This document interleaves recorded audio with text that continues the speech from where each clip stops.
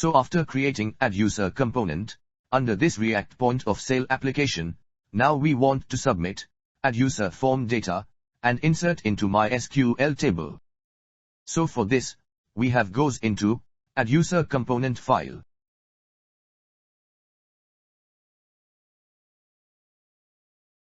And here, first we have to write constant handleSubmit equal to an async arrow function with event parameter.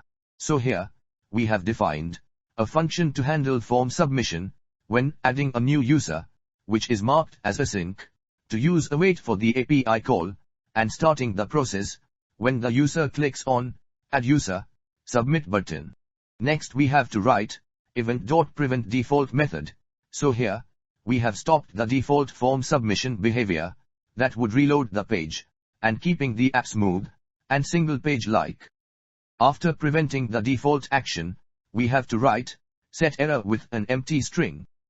Thus here, we have cleared any previous error messages in the user interface, which giving a fresh start for this submission attempt. Then we have to write an if condition, which checking if any of the required fields are empty. So here, we have validated that name, email, and password must be filled in before sending the request to the backend. Inside the if block, we have to write set error with the required fields message. So here, we have displayed an error in the user interface and check if any field is missing and alerting the user to complete the form. Next we have to write return statement. Hence here, we have stopped the function early if validation fails, which preventing the API call when required data is missing after checking required fields. Next we have to write an if condition, which using a regex test on user email value. So here, we have validated the email format to ensure it contains characters and @ symbol and a domain with a dot like valid email. Inside the email validation block, we have to write set error method with an invalid email message. Thus here, we have shown an error if the email does not match the expected pattern, which will guiding the user to enter a correct email. Next we have to write return statement. So here, we have exited the function early if the email format is invalid and avoiding a failed API call.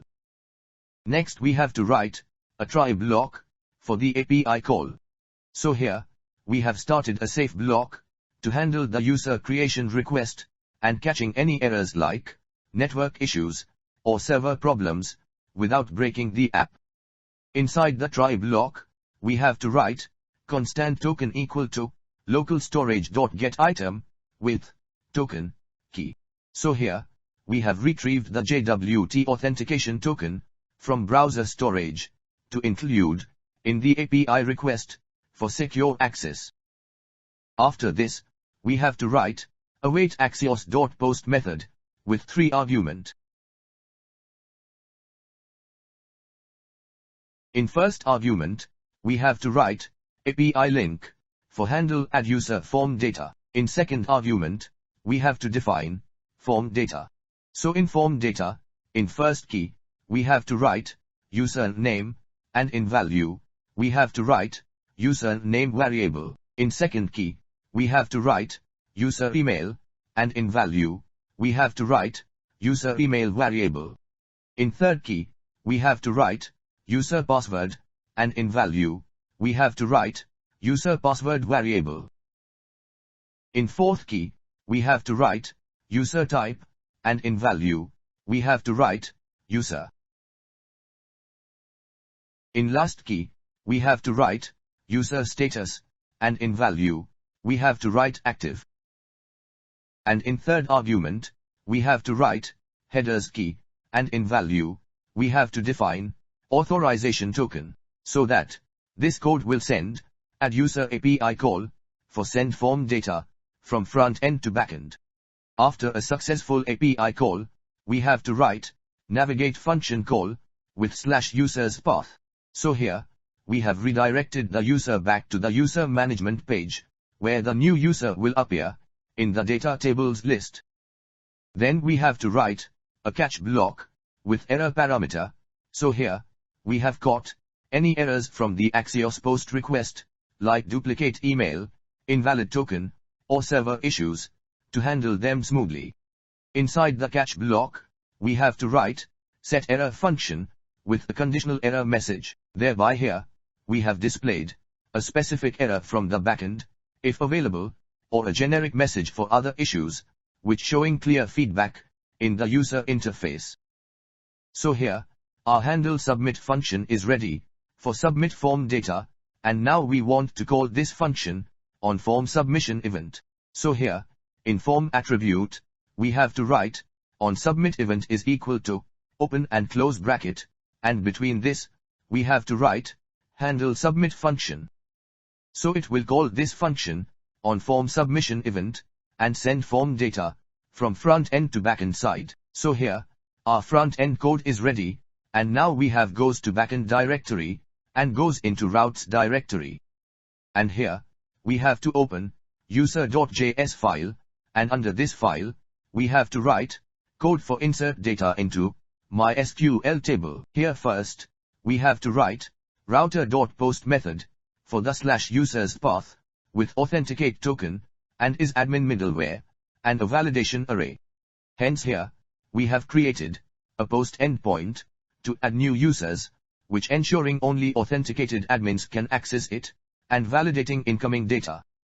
Next, inside the validation array, we have to write body validator for username with trim and not empty methods. Therefore here, we have ensured the username is not empty and removes extra spaces and showing a clear error if the name is missing. After checking the name, we have to write body validator for user email field with is email method. Thus here, we have verified the email, which follows a valid email format, and returning an error if it is invalid, and keeping data clean. Next we have to write body validator for user password field with not empty method. So here, we have made sure the password field is not empty, and requiring a password for every new user, which ensuring security. Next we have to write body validator for user type with is in method for user or admin. Thereby here, we have restricted user roles to only valid types, which preventing invalid roles like guest or typos.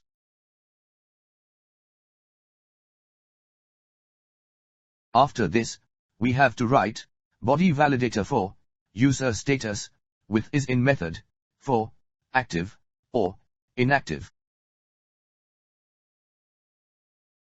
So here, we have ensured the status is valid, which maintaining consistency in user account states.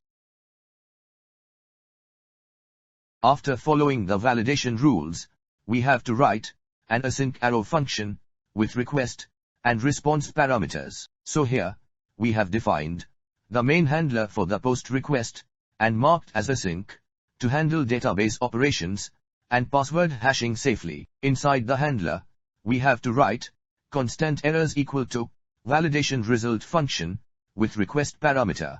Thus here, we have collected any errors from the validation checks to see if the input data is correct. Next we have to write an if condition for checking if errors is empty is false. So here, we have checked if there are any validation errors, so we can stop the process if the input is not valid. If errors exist, then we have to write return with response.status 400.json, which containing error messages. So here, we have sent a 400 bad request response with a list of issues like name is required or invalid email format to inform the frontend. After validation passes, we have to write destructuring assignment to extract fields from request.body. Hence here, we have pulled the user name, email, password, type, and status from the form data, which is sent by the frontend. Next we have to write a try block for database and security operations. Inside the try block, we have to write a database query to count users with the same email. Consequently here, we have first checked if the email already exists in the user table by using a safe parameterized query to prevent SQL injection. After the query, we have to write an if condition for checking if the count is greater than 0. Thereby here, we have detected if a user with this email already exists and ensuring unique email addresses. If a duplicate email is found, so we have to write return with response.status 409.json with an error message. Hence here, we have sent a 409 conflict response to tell the frontend that the email is already taken and stopping the process to avoid duplicates. After checking email, we have to write constant hashed password equal to await bcrypt.hash with user password variable and salt rounds of 10. Therefore here, we have securely hashed the plain password using Bcrypt with 10 salt rounds, which making it safe to store in the database. Next we have to write await db.query method with 2 parameter. In first parameter, we have to write insert query for insert data into user table.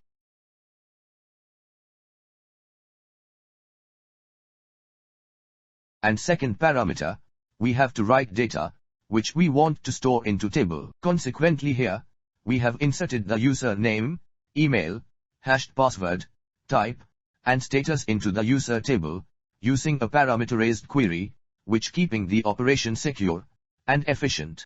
After inserting the user data, we have to write response.status 201.json with a success message. Thereby here, we have sent a 201 created response to the frontend, which has been confirming that the user was added successfully and completing the main task. Then we have to write a catch block with error parameter. So here, if we have caught any errors from database operations like password hashing or queries, which will be handled them without crashing the server. Next we have to write response.status 500.json with a database error message. Consequently here, we have sent a 500 internal server error response to the frontend with a generic message, which keeping sensitive details hidden for security. So here, our backend code is also ready for insert new user data into MySQL table, and now we want to check output in the browser. So first, we have goes into Node terminal, and here, we have stop server, and run this command. So here, we have restart Node server. Now in browser, we have refreshed web page, and here, we can see add user form on web page. First we have directly click on add submit button. So here, on web page, we can see that validation error message has been displayed. That means our validation code is working properly, and now we have one by one fill all form field.